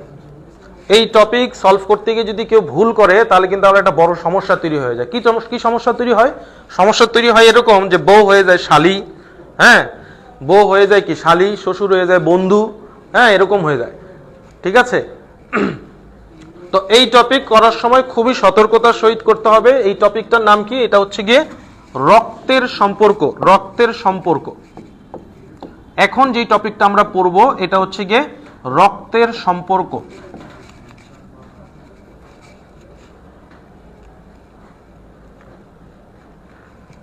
ঠিক আছে, আচ্ছা, খুবই সহজ। আমরা রক্তের সম্পর্কের প্রশ্ন সলিউশনের ক্ষেত্রে যে কাজটা করি, প্রশ্ন পাওয়ার পরে, যেমন এখানে বলতেছে কি 5 জন ব্যক্তি ট্রেনে ভ্রমণ করছেন, তারা হলেন ক খ গ ঘ ম। এতটুকু কথা কোনো মানে এতটুকু কথা জাস্ট লেখার কাজ লিখছে তারা। হ্যাঁ, কে কে আছে এখানে এতটুকু বলে দিছে, এখনো কোনো সম্পর্কের কথা এখানে উল্লেখ হয় নাই। 5 জন ব্যক্তি ট্রেনে ভ্রমণ করছেন, তারা হলেন ক খ গ ঘ উম। আচ্ছা, জানলাম আমরা যে 5 জন ব্যক্তি কারা কারা। ক হলেন গ এর মা। আচ্ছা, ক হচ্ছে গিয়ে কার মা? গ এর কি হয়? গ এর মা হয়। একটু ভালোভাবে খেয়াল করবো। তা আমরা যেটা করি যে ক যেহেতু গ এর মা, অতএব ক এর ছেলেও হতে পারে মেয়েও হতে পারে। এইভাবে করে আমাদের টেন্ডেন্সিটা কি থাকে, আমরা কি করি যে এরকম প্রশ্ন পড়ি আর মাথায় রাখার চেষ্টা করি যে সম্পর্কটা কি হলো। তাহলে ক হলেন গ এর মা। আচ্ছা, ক যেহেতু মা তাহলে গ ছেলেও হতে পারে মেয়েও হতে পারে। আচ্ছা, এর এতটুকু পরে আবার কি করি, গ আবার উম এর স্ত্রী। গ হচ্ছে আবার উম এর স্ত্রী। আচ্ছা, গ যেহেতু উম এর স্ত্রী, তাহলে বুঝলাম যে গ একজন ছেলে। এই যে মাথায় রেখে রেখে সলিউশন করার চেষ্টা করি, এই কাজটা করা যাবে না। কেন করা যাবে না? যখনই আমি এতটুকু অংশ শেষ করে আবার এই লাইনটাই আসবো, তখন দেখবো কি প্রথম লাইনে কার সম্পর্ক রেখে আসছিলাম ভুলে গেছি। ওই যে বললাম যে ভুল করলে আবার কি হয়, সম্পর্ক পরিবর্তন হয়ে যায়, কি হয়, শালী হয়ে গেছে বউ, হ্যাঁ, এরকম হয়ে যায়। তো এই কাজ করা যাবে না। তো রক্তের সম্পর্ক এই প্রশ্ন সলিউশনের জন্য, রক্তের সম্পর্ক এই প্রশ্ন সলিউশনের জন্য 4টা জেনারেশন মনে রাখলেই হয়। আর জেনারেশন ওয়াইজ যদি আমি বসিয়ে দিই আমার অ্যান্সার চলে আসবে। রক্তের সম্পর্কের জন্য আমাদেরকে 4টা জেনারেশনের কথা মনে রাখতে হবে। সেটা কি কি খেয়াল করি।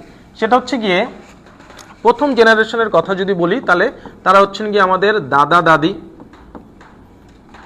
নানা নানি, তাই না? দাদা দাদি নানা নানি, এটা হচ্ছে গিয়ে প্রথম জেনারেশন। দ্বিতীয় জেনারেশনের কাছে যদি যাই, তাহলে তারা হচ্ছে গিয়ে আমাদের বাবা মা, তারপরে হচ্ছে গিয়ে চাচা চাচি, ফুফা ফুফু,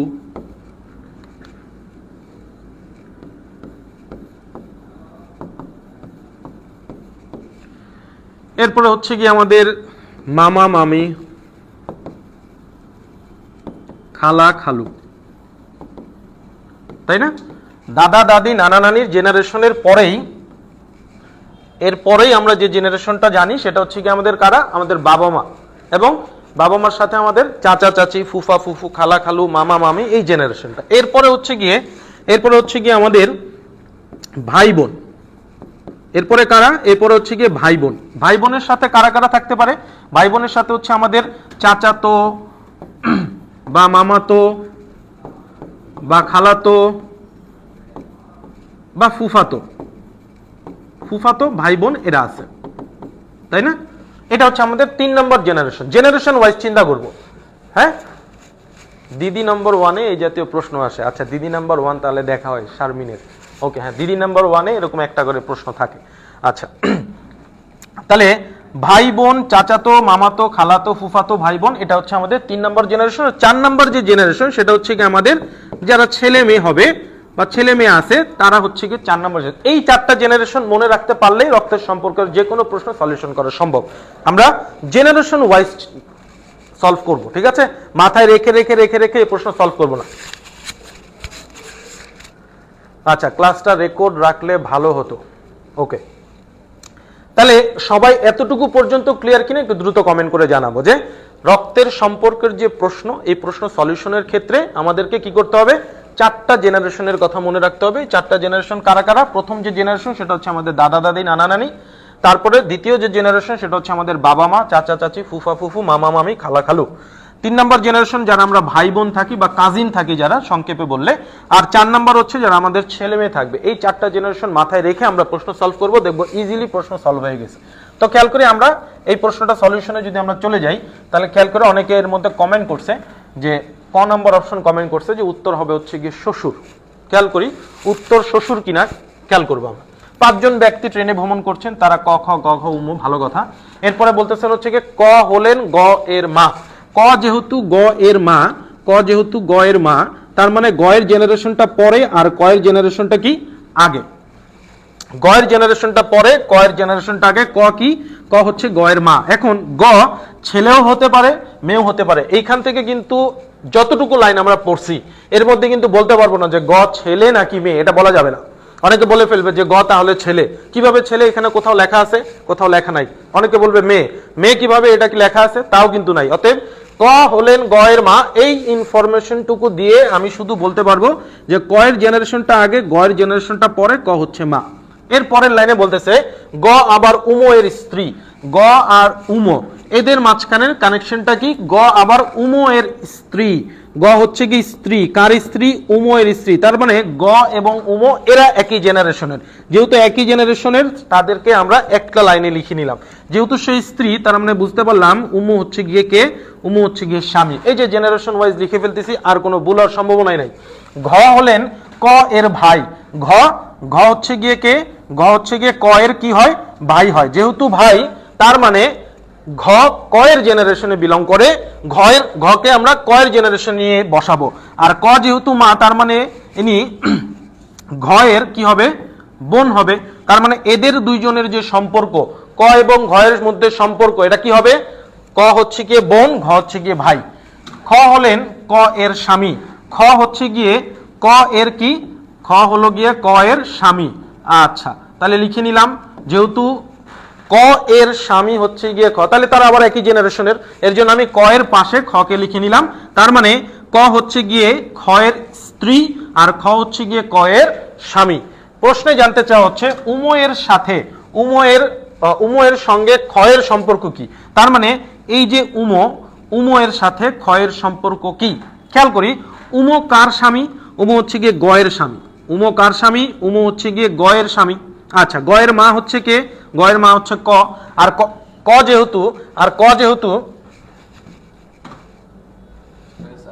হ্যাঁ, ক যেহেতু খ এর স্ত্রী, ক যেহেতু খ এর স্ত্রী আর খ যেহেতু স্বামী, তার মানে খ কিন্তু গ এর কি হয়? খ গ এর কি হবে? এদের মধ্যে সম্পর্ক হচ্ছে কি, ইনি হচ্ছেন গিয়ে বাবা আর ইনি হচ্ছে গিয়ে মেয়ে। আর মেয়ের যেহেতু মেয়ের হাজবেন্ড, তাহলে উমু হচ্ছে গিয়ে মেয়ের কি হয়? মেয়ের হাজবেন্ড হয়। তার মানে এদের মাঝখানে যদি আমি সম্পর্ক নির্ণয় করি, তাহলে খ হচ্ছে গিয়ে আমাদের কি হবে? শ্বশুর। আর উমর কথা যদি জানতে চাইতো, তাহলে হচ্ছে গিয়ে জামাতা বা মেয়ের জামাই বলতে পারি, মেয়ের জামাই বলতে পারি। তাহলে সুন্দর করে খেয়াল করে আমরা শুরু থেকে আরেকবার আসবো। হ্যাঁ, ক হলেন গ এর কি হয়? ক হচ্ছে গ এর মা। আমি আরেকবার শুরু থেকে বলতেছি, শ্বশুর যারা অ্যান্সার করছি তাদের অ্যান্সার কারেক্ট আছে, ঠিক আছে? শ্বশুর যারা অ্যান্সার করেছি তাদের অ্যান্সার কারেক্ট আছে। যারা এখনো ক্লিয়ার না, তারা একটু ভালোভাবে খেয়াল করি। খুবই সহজ, জেনারেশন ওয়াইজ যদি আমি বসিয়ে নিতে পারি, আমার জন্য প্রশ্ন সহজ হয়ে যাবে। ক হলেন গ এর মা। আচ্ছা, এখানে আমি ক কে লিখলাম। যেহেতু গ এর মা, গ এর যেহেতু মা, তার মানে ক এর জেনারেশনটা আগে আসছে, গ এর জেনারেশনটা পরে আসছে। ক এর পাশে আমি লিখে নিলাম সে মা। এবার গ ছেলে নাকি মেয়ে এটা আমরা জানি না। পরের লাইনটুকু পড়লাম, গ আবার উময়ের স্ত্রী। গ হচ্ছে গিয়ে উময়ের স্ত্রী, যেহেতু স্ত্রী, তারা স্বামী স্ত্রী, তাহলে তারা একই জেনারেশনে বসবে। গ হচ্ছে গিয়ে স্ত্রী, তাহলে উমু হচ্ছে গিয়ে স্বামী, এদেরকে আমরা একই জেনারেশনে বসিয়ে নিলাম। বুঝতে পারলাম যে গ হচ্ছে গিয়ে একজন মেয়ে মানুষ। এবার বলতেছে ঘ হলেন ক এর ভাই। ঘ হচ্ছে গিয়ে ক এর ভাই, তাহলে ক আর ঘ এর মধ্যে যদি সম্পর্ক নির্ণয় করি, একই জেনারেশন, তারা ভাই বোন। খ হলেন ক এর স্বামী। খ হচ্ছে গিয়ে কে? খ হচ্ছে গিয়ে ক এর যেহেতু স্বামী, তাহলে ক খ এর স্ত্রী। আচ্ছা, এরা যেহেতু স্বামী স্ত্রী, তাহলে গ এর মা হচ্ছেন ক, গ এর বাবা হচ্ছে গিয়ে খ। প্রশ্নে জানতে চাওয়া হচ্ছে উম এর সাথে খ এর সম্পর্ক কি। উমু হচ্ছে গ এর স্বামী, তাই না? উমু হচ্ছে গ এর কি হয়? স্বামী হয়। তাহলে আর খ হচ্ছে গিয়ে গ এর কি হয়? বাবা হয়। তাহলে মেয়ের জামাই, উমো যদি চিন্তা করি, তাহলে উমু হচ্ছে গিয়ে মেয়ের জামাই। আর খ যদি চিন্তা করি, তাহলে খ হচ্ছে উমো এর কে? উমো এর শ্বশুর। ঠিক আছে, তাহলে এখানে আমাদের অ্যান্সার দেওয়া আছে শ্বশুর, তাহলে আমরা অ্যান্সার শ্বশুর দিয়ে দিব। সবাই ক্লিয়ার কিনা দ্রুত কমেন্ট করে জানাই। সবাই দ্রুত কমেন্ট করে জানাবো ক্লিয়ার কিনা।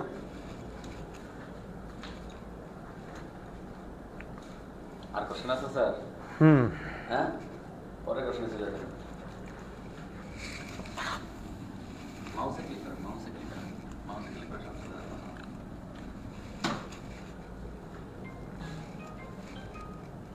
জোরে দিতে হবে স্যার। আচ্ছা, এই কোশ্চেনটা, এটার অ্যান্সার দ্রুত দিতে হবে। 30 সেকেন্ড টাইম দিলাম আমি। এটা পারবে এখন যারা ক্লাস করছে। 30 সেকেন্ড টাইম দিলাম, দ্রুত কমেন্ট করতে হবে। জেনারেশন ওয়াইজ বসবে, দ্রুত কমেন্ট করবো। হ্যাঁ, 30 সেকেন্ড টাইম দিলাম আমরা।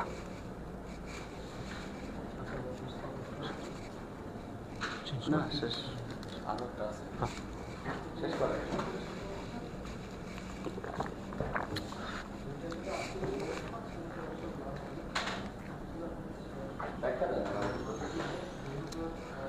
আচ্ছা, খেয়াল করি। তাহলে প্রশ্ন কি? রক্তের সম্পর্কের প্রশ্ন, গুরুত্বপূর্ণ প্রশ্ন। এখান থেকেও প্রশ্ন করা হয় বিসিএস এর প্রিলিতে। এই বছর মানে এই 46তম প্রিলিতে কিন্তু রক্তের সম্পর্ক থেকে একটা প্রশ্ন করা হয়েছে। তাহলে এটা খুবই গুরুত্বপূর্ণ। খেয়াল করি, আমরা শুরুতেই বলে আসছি যে রক্তের সম্পর্ক যখন আমরা প্রশ্ন সলিউশনে যাব, জেনারেশন ওয়াইজ চিন্তা করবো, আমাদের জন্য ইজি হয়ে যাবে। আর 4টা জেনারেশন নিয়ে মাথা রাখলেই হবে। তো আমরা খেয়াল করি, ক খ এর পুত্র।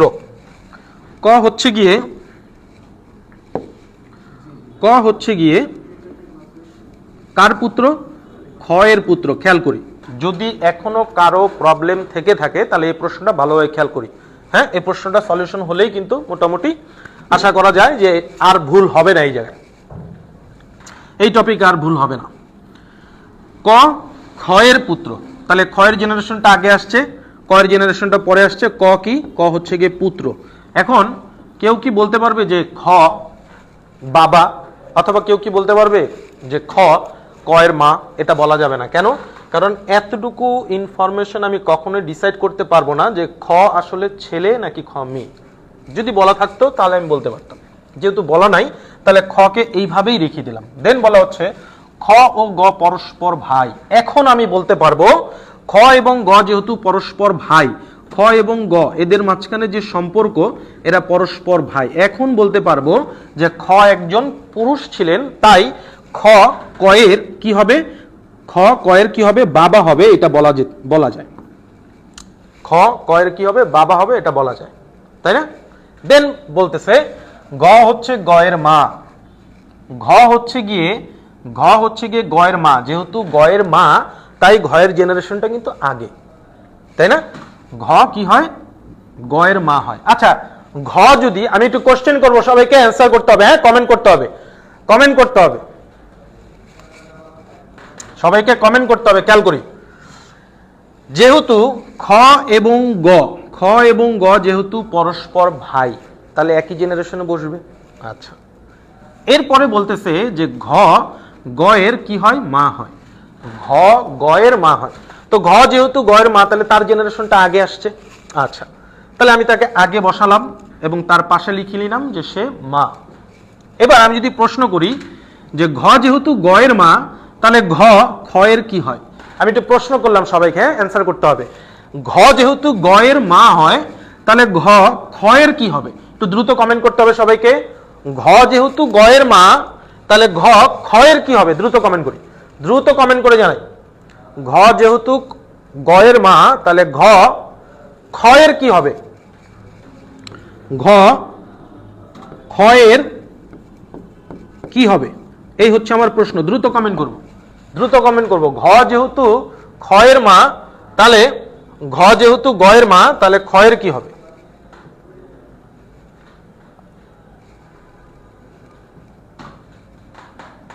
যেহেতু এরা ভাই, খ এবং গ এরা যেহেতু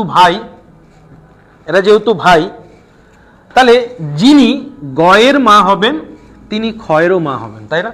আমার এবং আমার ভাই, আমি এবং আমার ভাই, আমার যিনি মা তিনি আমার ভাইয়েরও কি হবেন? মাই হবেন। তাই গ এর মা যেহেতু ঘ, তাহলে খয়ের মাও হবে ঘ, কারণ তারা দুইজন পরস্পর ভাই, তাই না? যারা মা অ্যান্সার করেছি তাদের অ্যান্সার কারেক্ট আছে, ফাইন। এরপরে বলতেছে চ ঘয়ের কন্যা। চ হচ্ছে গিয়ে ঘয়ের কন্যা, তাহলে চ যেহেতু ঘয়ের কন্যা, তাহলে ঘয়ের পরের জেনারেশনে গিয়ে বসবে চ। চ কি হয়? চ কন্যা। কার কন্যা? চ হইতেছে গিয়ে, চ হচ্ছে গিয়ে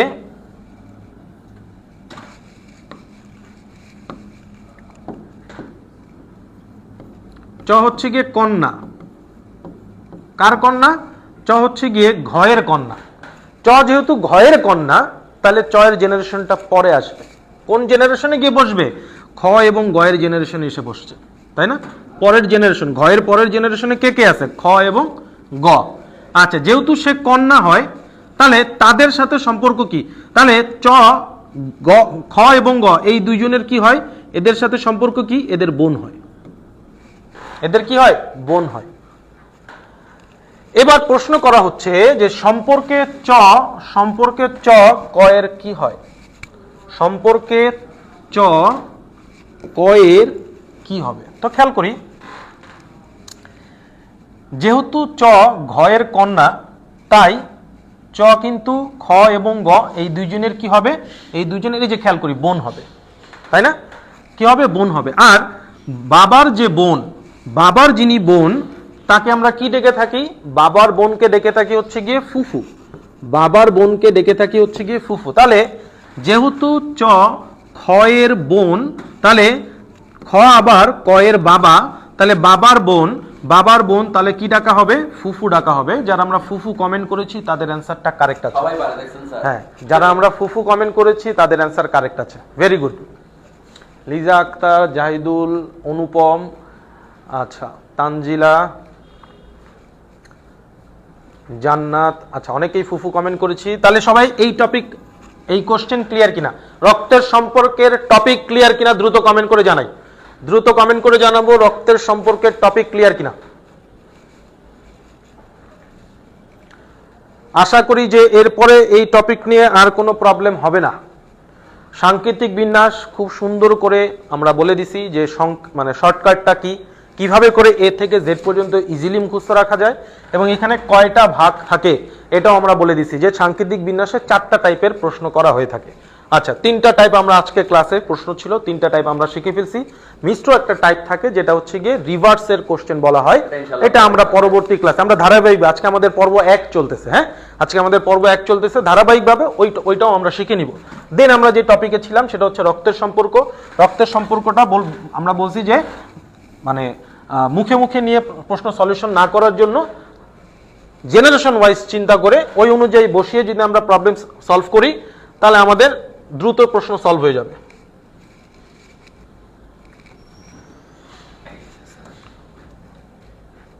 এটাই লাস্ট কোশ্চেন। আচ্ছা, তাহলে এখন যে প্রশ্নটা দেয়া আছে এটা হচ্ছে 44তম বিসিএস এ আসা। 30 সেকেন্ড টাইম, 30 সেকেন্ড টাইম। দেখি এইটার অ্যান্সার কে কে করতে পারে। 2টা রক্তের সম্পর্কের 2টা প্রশ্ন অলরেডি সলভ হয়ে গেছে। তো এই 2টা প্রশ্ন অলরেডি প্রবলেম ক্লিয়ার হয়ে যাওয়ার কথা। যদি কারো কোনো কনফিউশন থেকেও থাকে, 2টা প্রশ্ন কিন্তু ক্লিয়ার হয়ে গেছে এবং সবাই কিন্তু এখানে স্বীকারোক্তি দিছে কমেন্টে যে সবাই টপিক ক্লিয়ার। তাহলে আমাকে এই 7 নাম্বার যে প্রশ্নটা আমরা দেখতে পাচ্ছি যেটা 44তম বিসিএস এ আসছে, 44তম বিসিএস এ আসছে, আবার এই লাস্ট 46তম বিসিএস এও প্রশ্ন আসছে রক্তের সম্পর্কে। তাহলে বুঝতে হবে যে এই কোশ্চেনটা খুবই, মানে এই টপিকটা খুবই গুরুত্বপূর্ণ। এখান থেকে আসেই 1 মার্ক। হ্যাঁ, 1 মার্ক আসবে। আমরা কিন্তু আজকে বলে দিছি প্রিলিতে আসে না, কিন্তু লিখিতও আসে। হ্যাঁ, লিখিত তো 50 মার্কের কিন্তু মানসিক দক্ষতার প্রশ্ন হয়। তো আমরা যেহেতু প্রিলি নিয়ে আজকে কথা বলতেছি তাই বারবার প্রিলির কথাই উল্লেখ করতেছি।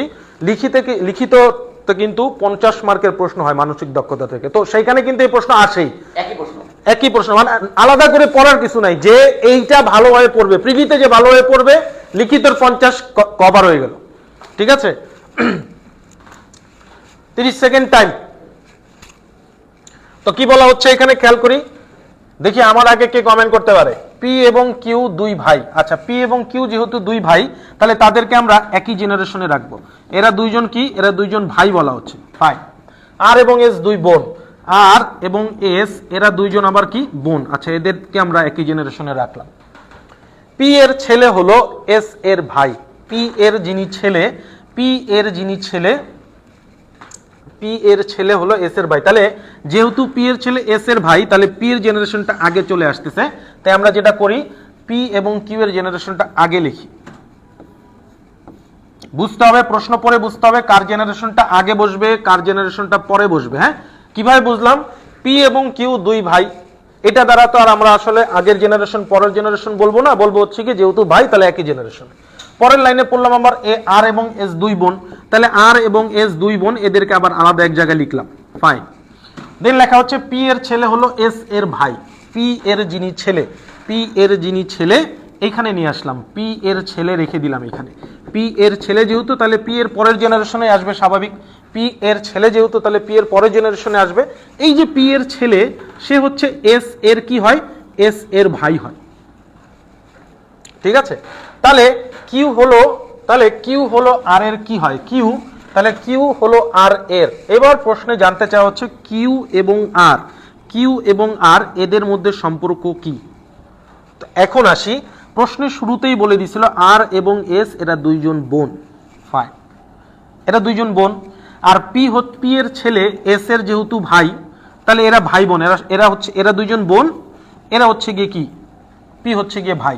এবার প্রশ্ন হচ্ছে গিয়ে কিউ এবং আর এর মধ্যে সম্পর্ক। তাহলে বাবার যিনি ভাই, এরা যেহেতু ভাই বোন, তার মানে এদের 3জনেরই বাবা হচ্ছে কে, এদের 3জনের বাবা হচ্ছে গিয়ে কে, পি। এরা যেহেতু ভাই বোন, তাহলে এদের 3জনেরই বাবা হচ্ছে গিয়ে কে, পি। আর পি এর ভাই যেহেতু কিউ, তার মানে এদের তিনজনেরই চাচা হচ্ছে গিয়ে কে? কিউ। বাবার ভাইকে আমরা কি বলি? চাচা বলি। বাবার ভাইকে আমরা কি বলি? চাচা বলি। তাহলে আমাদের অ্যান্সার হচ্ছে কি এই যে ডি নাম্বার অপশন, চাচা। চাচা কে অ্যান্সার করছে? পিতা মনে হয় না, পিতা তো হবে না, পিতা হচ্ছে গিয়ে পি হচ্ছে গিয়ে এই তিনজনেরই পিতা। কিন্তু আমার কাছে সম্পর্ক জানতে চাওয়া হয়েছে কিউ নিয়ে, যেহেতু কিউ নিয়ে জানতে চাওয়া হয়েছে, তার মানে কিউ হচ্ছে গিয়ে এদের তিনজনের কথাই যদি বলা হয় যে আর এস পি, এদের তিনজনেরই চাচা হচ্ছে গিয়ে কিউ। কেন? কারণ পি হচ্ছে এদের তিনজনের বাবা, আর বাবার ভাই হচ্ছে গিয়ে কিউ, তার মানে চাচা। আচ্ছা, তাহলে এখানে সোহেল, অনুপম এদের অ্যান্সার কারেক্ট আছে, চাচা। সবাই ক্লিয়ার কিনা একটু দ্রুত কমেন্ট করে জানাবো। টপিক ক্লিয়ার কিনা দ্রুত কমেন্ট করি। টপিক ক্লিয়ার কিনা দ্রুত কমেন্ট করে জানাই। আরে ক্লিয়ার না হয় কি? এখানে ক্লিয়ার না ওনের মধ্যে কি পড়ানো হয়েছে নাকি? আপনি দেখেন মারজান খান চাচা, দেখেন একটা জিনিস ফিল করছেন যে আপনারা মানসিক দক্ষতার অসাধারণ একটা ক্লাস পাইলেন। আপনারা স্যারকে নিয়ে আসলে প্রশংসা আমি করব না, আপনারা এখন করেন। এই যে পুরো ক্লাসটা করলেন, স্যার কয়টা টপিক কনসেপ্ট ক্লিয়ার করছে? 3টা কনসেপ্ট ক্লিয়ার করছে। আমি দেখলাম সম্পর্কের, আরেকটা জানি কি স্যার ছিল? সাংকেতিক বিন্যাস। এই সাংকেতিক বিন্যাস থেকেও প্রতি বছর 1 মার্ক আসে। রক্তের সম্পর্ক থেকেও 1 মার্ক আসে। তার মানে আপনি পরীক্ষার হলে গেলে এখন চোখ বন্ধ করে 2টা মার্ক পাচ্ছেন।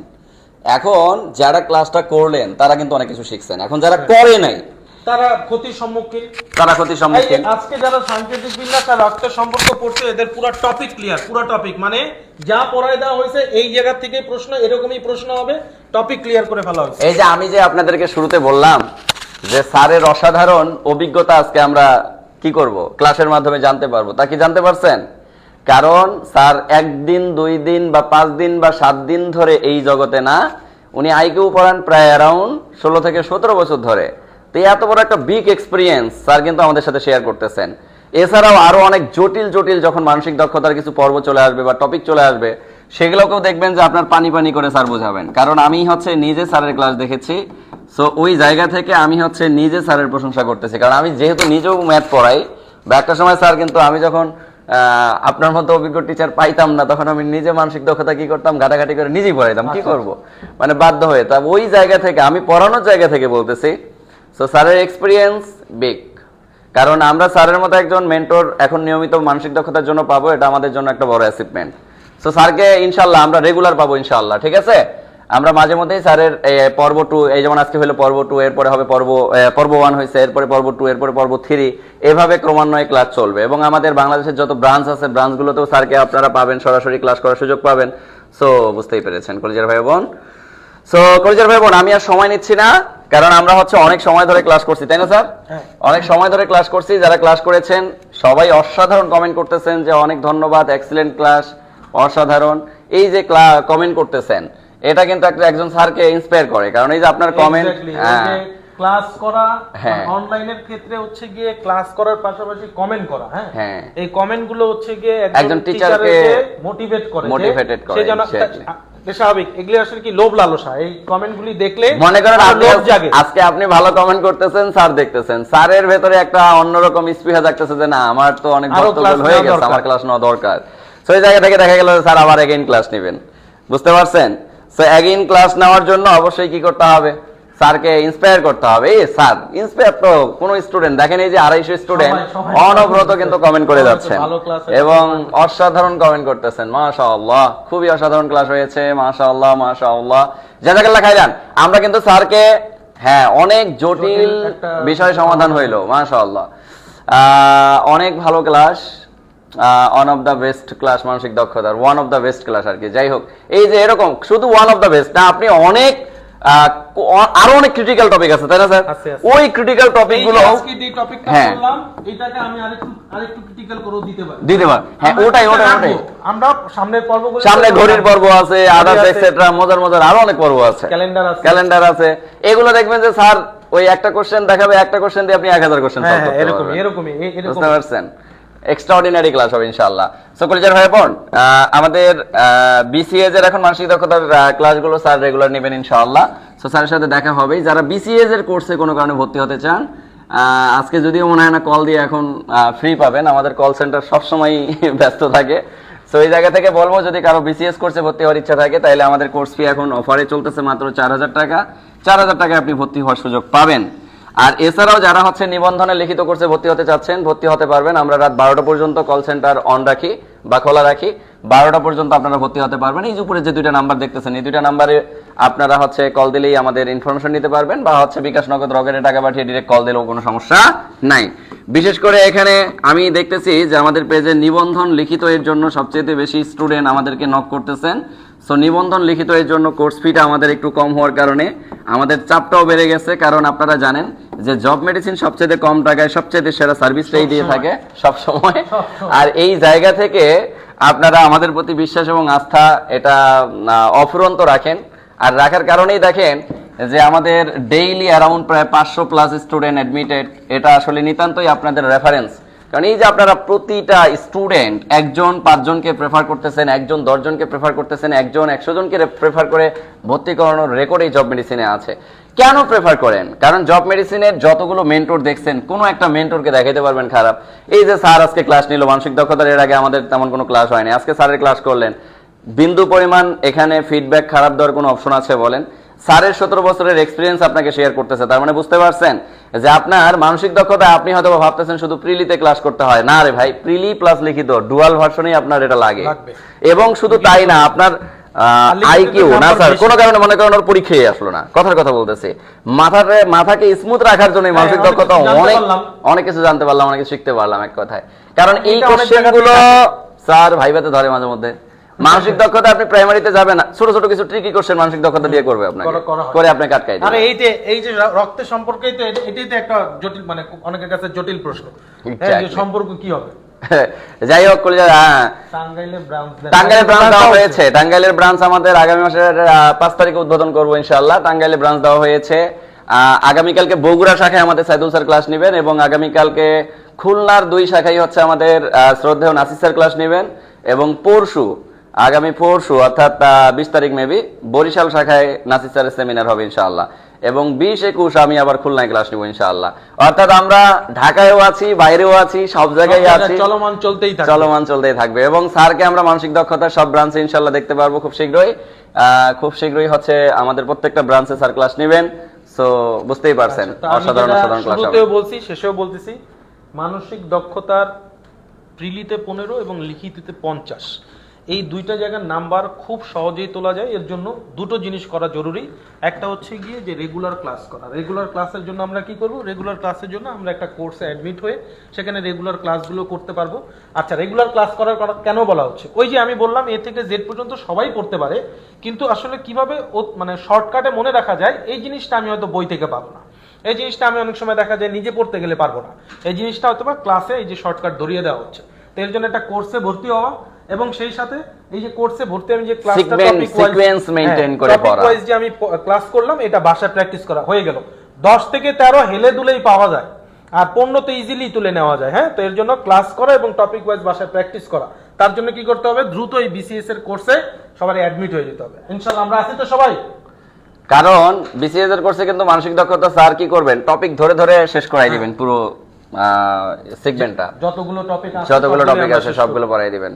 সো ঠিক আছে কলজার ভাই বোন, আমরা কি বলবো, লিখিত এর জন্য কোর্স আমরা চালু বেসিক্যালি এক্সাম বেসটা চালু করেছি, তবে আমরা লিখিত এর জন্য সায়েন্স, কম্পিউটার, ইলেকট্রনিক্স এবং মানসিক দক্ষতার উপর আমাদের কোর্স চালু করার প্ল্যান আছে ইনশাআল্লাহ, আমরা জানিয়ে দিব। ঠিক আছে, আমরা হচ্ছে সায়েন্স, কম্পিউটার এবং ইলেকট্রনিক্স, কারণ সায়েন্স, কম্পিউটার, ইলেকট্রনিক্সে আমার 41তম বিসিএস এর লিখিত কোর্সে আমার প্রায় 1400 প্লাস স্টুডেন্ট ছিল লিখিত এর জন্য।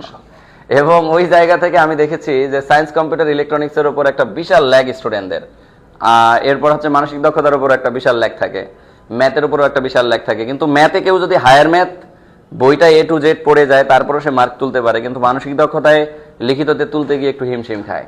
সো আমাদের সামনে প্ল্যান আছে ইনশাআল্লাহ, আমরা জানাই দেবো ইনশাআল্লাহ, খুব শীঘ্রই জানাই দেবো ইনশাআল্লাহ।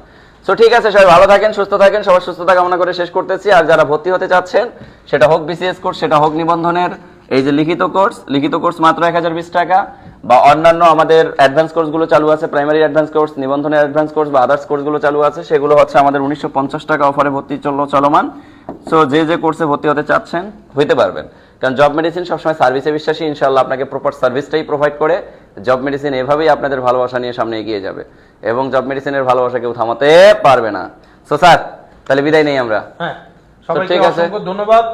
এভাবে করে যখনই ক্লাস হবে ক্লাসে উপস্থিত থাকার চেষ্টা করব, অনেক কিছু সহজ সমাধান হয়ে যাবে। হ্যাঁ, Okay. আজকে ক্লাস এ পর্যন্তই। খোদা হাফেজ, আসসালামু আলাইকুম।